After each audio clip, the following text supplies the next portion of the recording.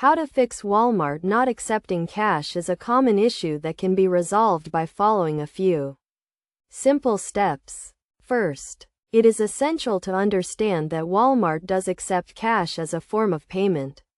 But there may be certain circumstances where cash is not accepted, such as during a power outage or if the store is experiencing technical difficulties.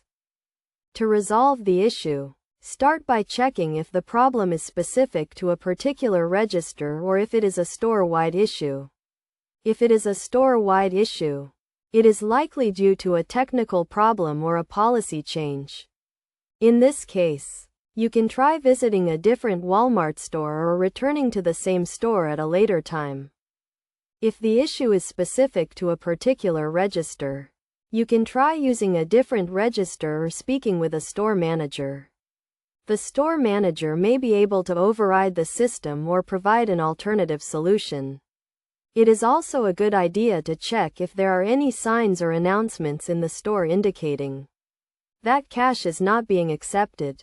In some cases, Walmart may not accept cash for certain types of transactions, such as online orders or purchases made through the Walmart app. In these cases, you can try using a different payment method, such as a credit or debit card, or visiting a store to make the purchase in person.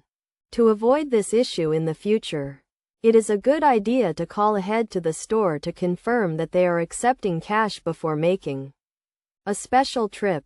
You can also consider using a credit or debit card as a backup payment method in case cash is not accepted. In conclusion, if Walmart is not accepting cash, there are several steps you can take to resolve the issue.